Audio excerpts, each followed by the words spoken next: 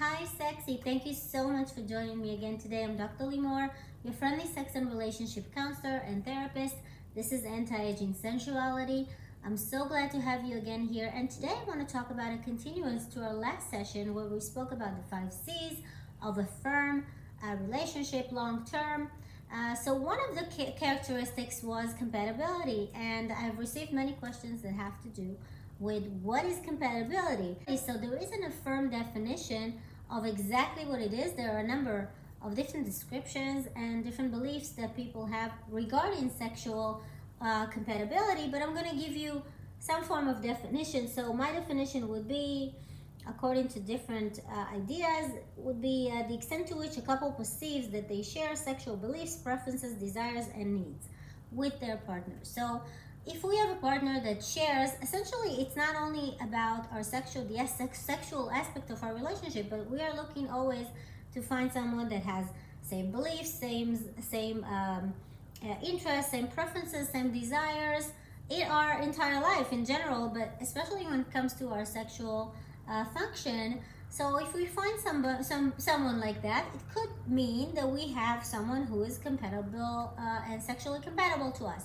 But it's very interesting because in this specific topic of sexual compatibility, not only the things emerge and move and transform and enhance and change according to life circumstances, not only when it comes to our gender, but according to life circumstances, age, and many other factors, sexual compatibility needs to be always checked again and again. So we cannot really say that if we find someone compatible, it's going to stay this way for the longest of time, because one of the functions of sexual compatibility, for instance, libido, is something that can change and alter throughout our lives, not only according to just because of our aging or growing wiser process, but also because of many other factors like medication and weight and where we are in our mental disposition and many other factors that have influence on our libido, hormonal changes, many. So this factor in particular, when it comes to sexual compatibility, if we have the same kind of strong, let's say that we have very intense libido, both of us, it's not necessarily going to stay this way. So this factor we're going to leave on the side, but I want to touch a few factors that have to do with sexual compatibility, and here they are. What is the definition of sex to you? That's a main question to ask and to examine in terms of our sexual compatibility, because to some people, definition of sex could be only full-on intercourse, vagina penis intercourse. I'm talking about heterosexual just to keep it simple here, but in general, very basic, essential sex, that is considered sex. So no oral sex, anal sex, all these other things around it, or maybe just touching or sensual touch or exchanging whatever it is not considered sex. So if one person believes that, the other person believes that, it may interfere with our compatibility. So that's number one thing to consider. The second one is the environment. What is the good environment for us to actually have sex? So this could be a room that is lit, a room that is dimmed, temperature in the room. Where do we like to have it? Only in bed? Does it have to be under the covers? Do we have to be completely naked? Can we leave something on? What is our choices? What is the choice that we have regarding our environment? That's a very crucial thing. Do we have it only in the bedroom, as I said? Do we have it on the kitchen floor? I don't know, whatever it is, to each his own. But we have to kind of level the same kind of environment to keep it interesting to us and compatible, as we say. The third component is, how long are we going for? How long is good for us? And this is very crucial. People don't understand how crucial it is, because if for me 10 minutes is great, I love a quickie, I love that it goes for a short period of time, we're both enjoying this is wonderful, we're kind of tearing each other apart and it's over. Some people like to have sex for 5 hours, so that could be a problem. That's not compatible. So it could work once, twice, 3 times, but essentially we're going to be fed up with the fact that I want it shorter, he wants it longer. What are we going to do? So that's something to take into account. The fourth component could be how often do we do this? Is this something that is daily? Is it weekly? Is it on special occasions? Is it on our anniversary? Is it only on Fridays?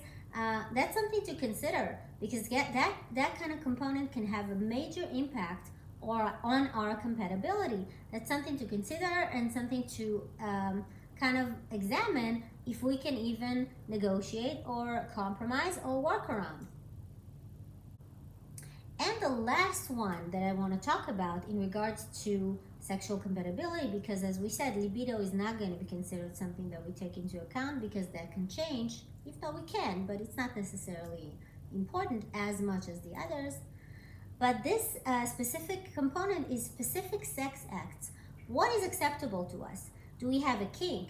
Is there something that we're never gonna do? And the other part of the other party, our partner, is actually so hot on this specific sex act. What are we gonna do about this? Is this gonna create a problem? Are we gonna have a discussion about it every time we come to an intimate position? So this is something to discuss and to narrow down into something. And okay, so this is the list of what does it mean to be sexually compatible.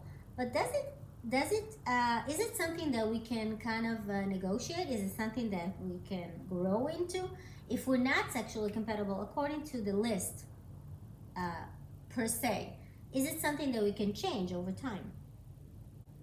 I say yes, absolutely. Communication can bring us to the compatible place if we are both interested in it. And again, it requires obviously an open mind and some compromise and some ability to listen and understand the other. But it can actually very much develop and grow into something that we'll both appreciate and like and feel comfortable with and be at peace with. So that's definitely a possibility. Something else that I wanted to mention in regards to, as a continuance to what I just said, communication is key, because sometimes we assume that maybe we can understand if this person is compatible to us. Sometimes I get asked this question in regards to people that are not necessarily that familiar with each other.